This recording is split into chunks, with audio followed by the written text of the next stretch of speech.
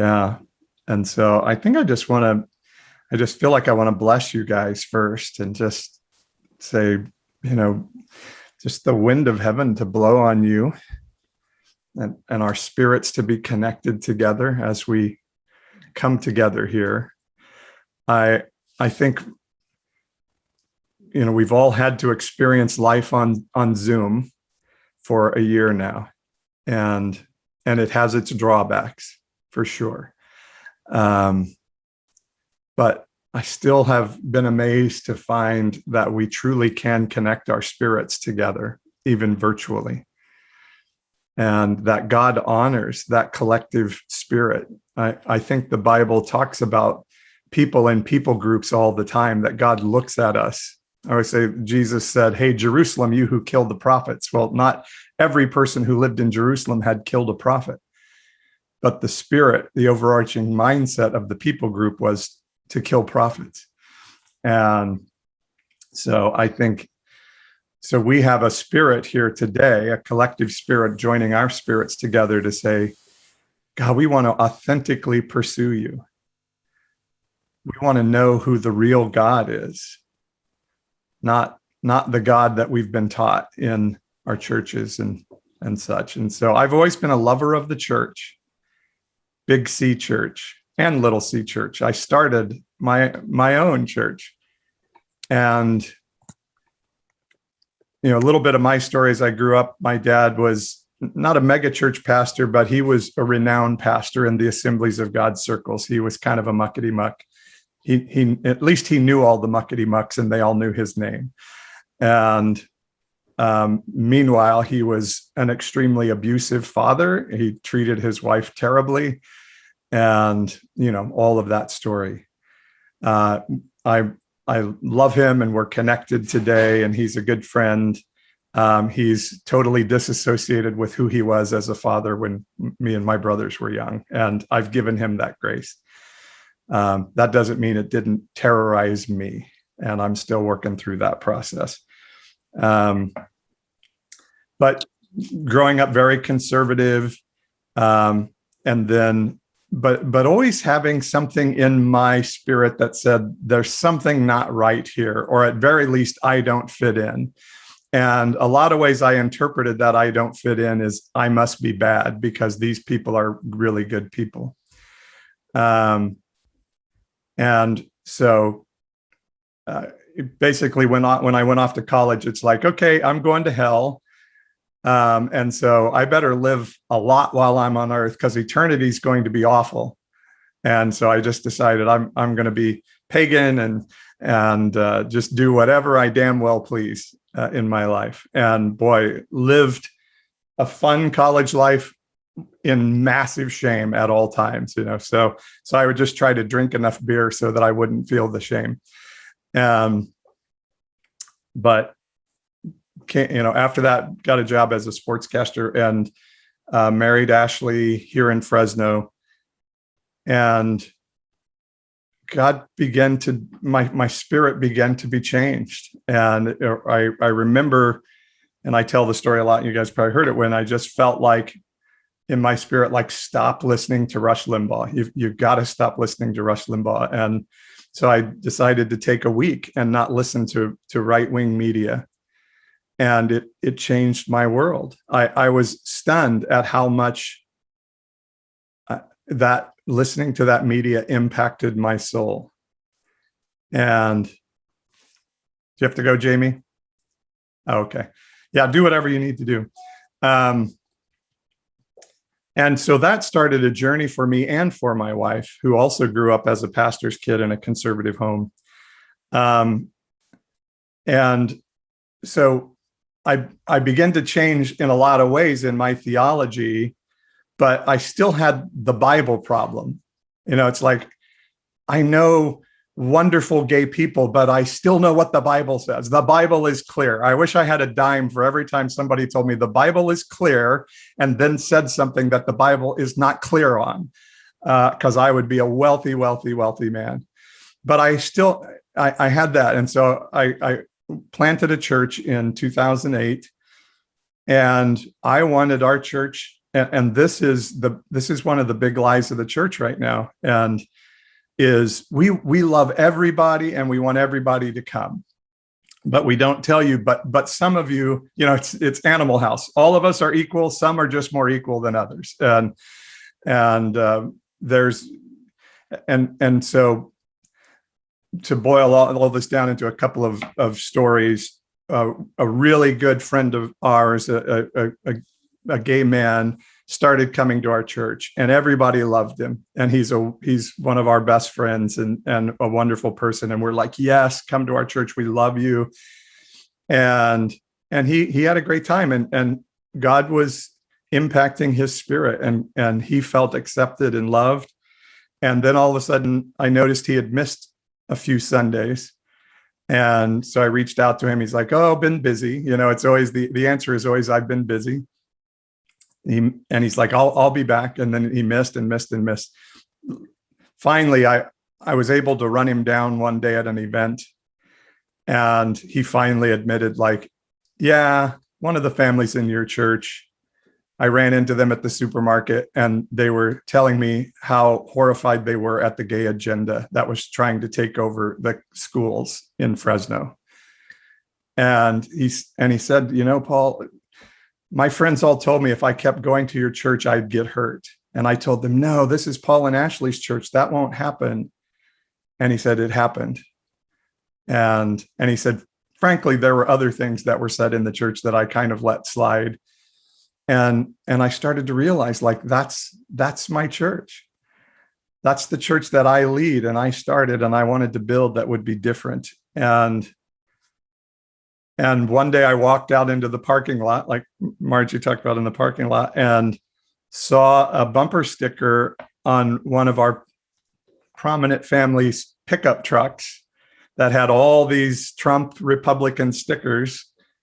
And the one on the bumper really got me because, and if you've read my book, it's one of the stories in there. They had the little fish symbol on the bumper, and then a bumper sticker that said Huck Fillery. And I said, if somebody in my church can put that bumper sticker above their fish symbol on their tailgate, something is seriously wrong.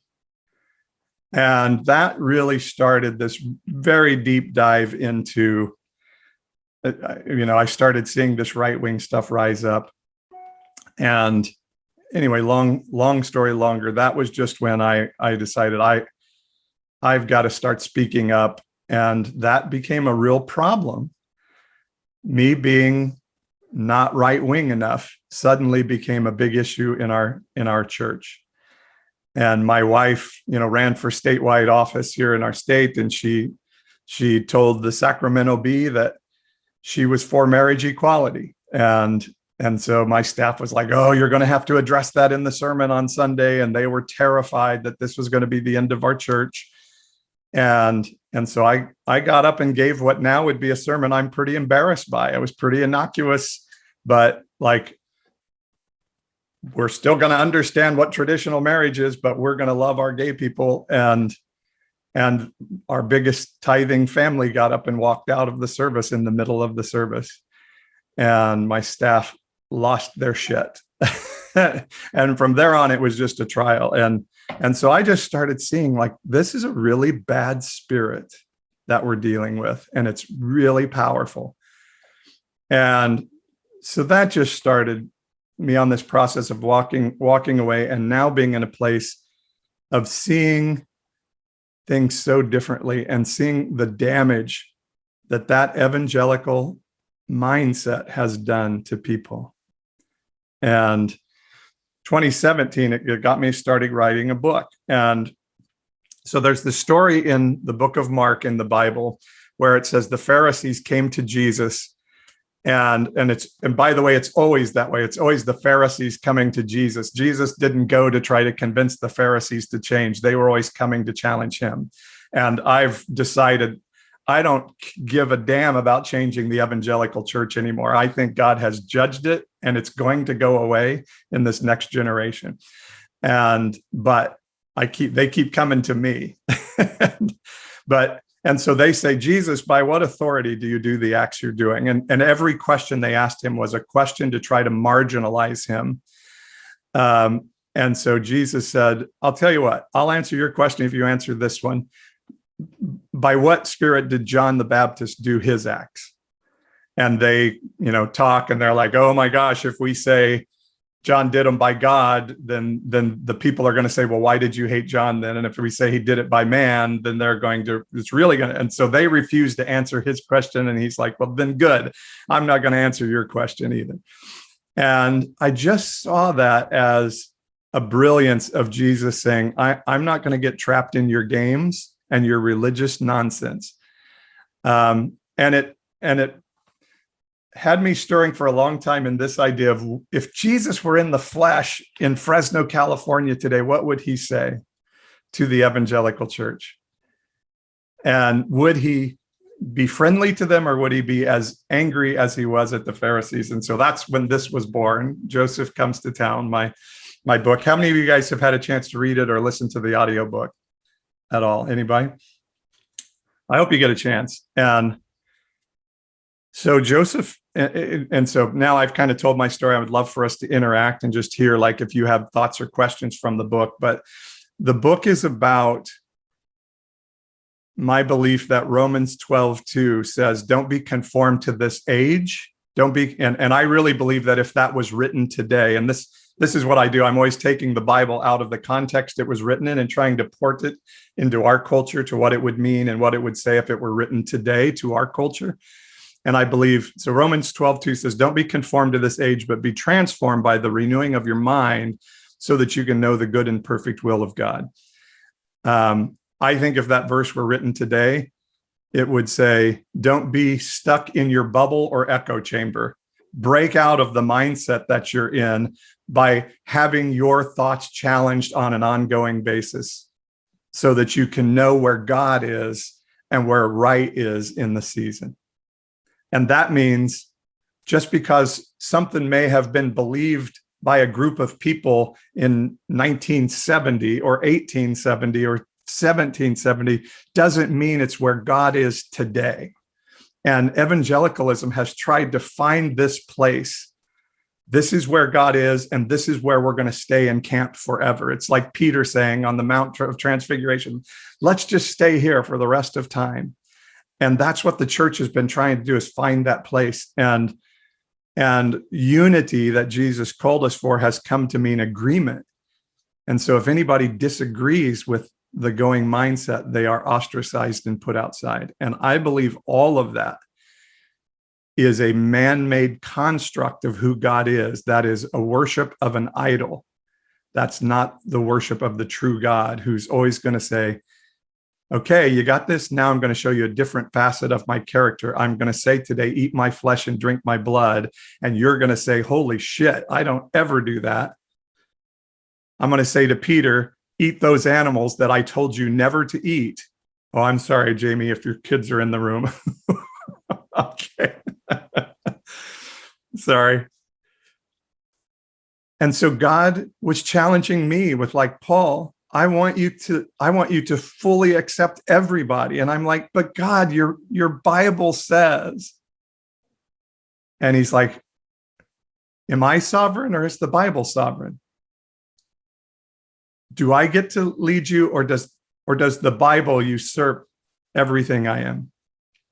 And so I've done my theological work backwards sometimes, of like, okay, I know in my heart that God's view of humanity is he loves everybody, no matter who they date, love, anything.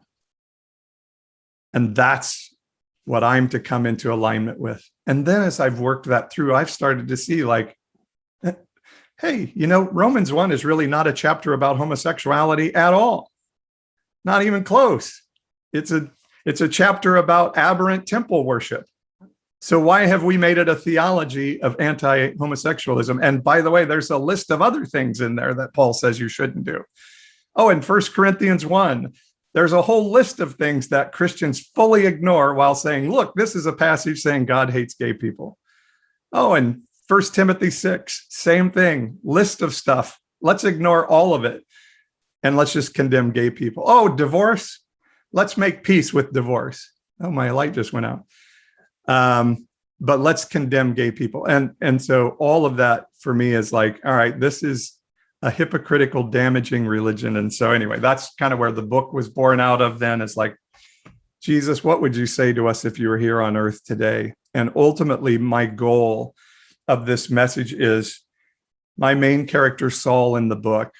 My goal of writing that person is to say, here's somebody that wants to do right for God. I believe Saul of Tarsus, with all his heart, believed he was doing what God wanted him to do when he was killing every man, woman, and child in a Christian household. He could justify it with his scripture, but he was trapped in a religious mindset that caused him to do something that was 180 degrees in opposition to God's heart. And I believe there's a lot of people out there who have been trapped. And some, if they're told, you don't have to be in that mindset, will come out of that mindset. Some will be Nicodemus and come in the middle of the night and say, I don't want any of my friends to know I'm talking to you or watching your TikToks or watching your YouTubes, but I'm intrigued. And so that's been the process of writing the book, starting the Nonpartisan Evangelical podcast. And last thing I'll say, and then I see you guys, some of you have your hands raised, and so you can hit the hands raised thing if you want to jump in. As then now I've been on this journey, I've recognized how horrifying this evangelicalism mindset is. And I really do believe God has judged it and has told me to declare that judgment. So a lot of my Christian friends are like, Paul, you're really divisive, you're really mean.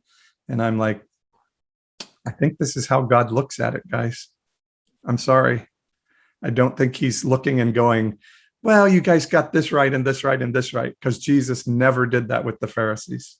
He said, the whole spirit of what you're doing is wrong and it has to go away.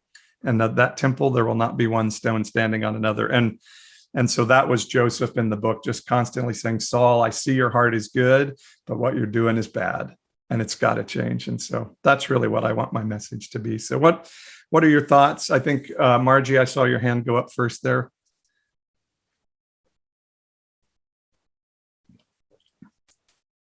You're muted there, Margie. Okay, yeah, my computer was acting funny. Yeah, I shared with you through Messenger, Paul, what I heard Reverend Barber say. Yeah. That he felt looking at the Christian world today as the women, when they went and found the empty tomb, and they said, what have they done with my Lord? And he was equating that to Christianity today. What have they done with my Lord?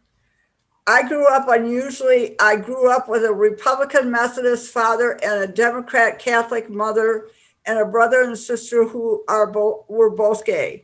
I'm 72. And then I got caught up in the evangelical world and got caught in that river and then had to stop. And I think my biggest fear is, as I let go of things, I was going to lose God. I'm letting go of these ideologies. And I thought, when all this ideology and all these thoughts and all these things that have been put in my head, will God still be there? And I'm so thankful because he's still there and he still loves me and I'm still learning. And that was so important to me. And I'm finding the difference between God is here, these ideologies are over here. And he's like, I'm not in this at all. I'm come over here. I'm over here and that's over there. And I am so thankful because I thought, I know it's not right. I got to let it go. And I hope you're still here, Lord. And he's still with me. I ask myself many times, have I become a heretic? Yeah. And it's a little bit of a scary question to ask. I think it's an important question to ask.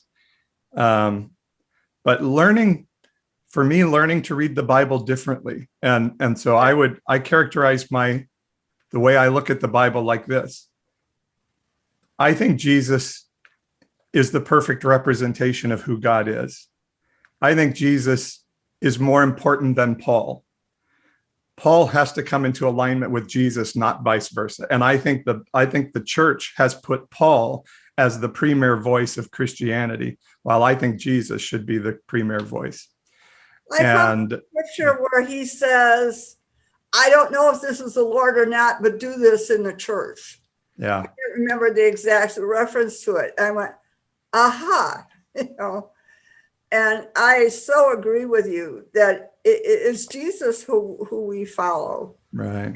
And not a doctrine. And to let you know, at the end of my brother's life as a gay person, he was leading Bible study in the Methodist Church and telling people about Jesus. And so, to see him doing that, and how can I be against him?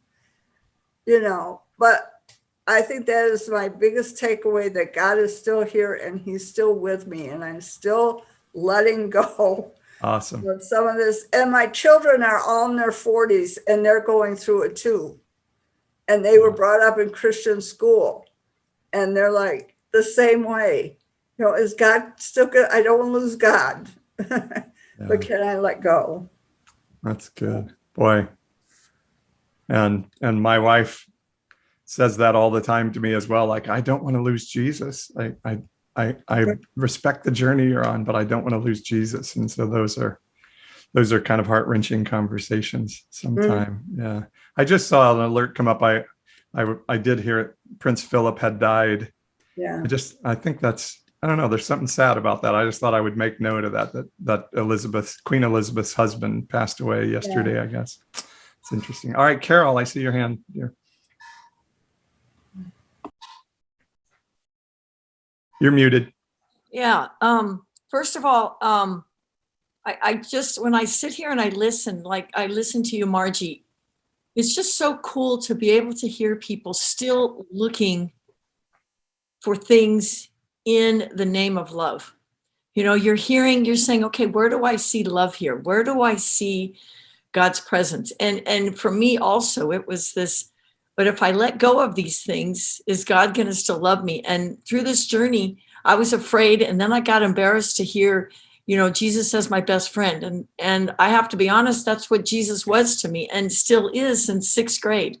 I mean, I had experiences and to me, that's what helped me and has helped me walk through my life. But as I'm opening my heart, I'm beginning to see there's so many facets of Jesus that God is becoming bigger to me. And it's becoming actually more strengthening in my faith, recognizing that Jesus isn't just a person. Jesus is bigger and in everything and everyone. And it's actually given me a spurt of joy to say, wow, there's more to this faith than just having Jesus hang out with me next to me. God's bigger than that. And it's been kind of cool. And I like listening. Every time I come together with you guys, it's this feeling of I'm not crazy, and then the other thing is when I read the book, I have to, it just breaks my heart that there's people, Paul, totally, literally, you wrote about people right here in Fresno. And that was what broke my heart, is I literally could see who you were talking about. You didn't have to say names. And what a shame for somebody to read that book someday and say, oh my God, that was me. Paul wrote about me, and it wasn't the hero in the story. And that just, it kind of just really strikes me as really hard to realize, no, these are real people. These are real people in that book. Yeah. If you don't know Fresno, other than it being hot in the summer, as Jamie rightly pointed out, we are I'm sorry, who was it? Amber lives in the Inland Empire, right? Is that you, Amber, that lives in Chino? No. Who was it? I think that's Rosie. No, Rosie lives in Clovis. No. anyway, somebody lived in the Inland Empire here in Southern. Oh, Lisa, that's right. So that in Southern California, Orange County, although that's turning more purple for sure, but that's kind of the Bible Belt of Southern California. And then Central California, where we live, is extremely conservative, although Fresno is changing very much. Fresno voted for Hillary in 2016 and for Biden in 2020, but Tulare County, which is just south of us, which is probably the biggest ag producing region in the world. Devin Nunes is our congressman. If you guys know who Nutball Devin Nunes is, and hit on my mother-in-law. I think they went like 70% for Trump in this last election, and Kern County, I think, was 73% or something. So very, very conservative. And Ashley's about to join me here, but part of our journey was seeing Fresno and wanting Fresno to be changed from its economic challenges, and knowing Fresno prides itself on being this Christian city. Many of the patriarchs of our city have always been these Christian pastors.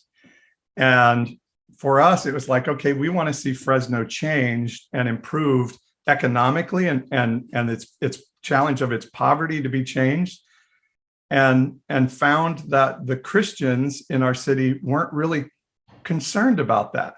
They're like, well, let's just we just want to elect anti-abortion leaders to office, and then it'll be good. And in the book, I have the Defense of Marriage rally, and that was actually an event that happened in Fresno that just was a moment for me where I felt like God was saying to me, would I be on the stage with the pastor and the mayor standing against gay marriage, or would I be with the LGBTQ group that's behind the police tape? And that was kind of one of the big moments of my life where I felt like God was saying, you need to be over there, not on that stage. And so that's kind of been our journey. But anyway, this is my wife, Ashley. Say hi to everybody, Ashley. Hi, everybody. Hey guys, Pastor Paul here. Thanks for tuning in to this Patreon discussion with our NPE Patreon group. To hear the discussion with Ashley and me live from Saturday, April 10th, join our Patreon community at patreon.com/NPE podcast. That's Patreon, patreon.com/NPE podcast, nonpartisan evangelical podcast, NPE podcast. One more time, patreon.com/NPE podcast. We'll see you there.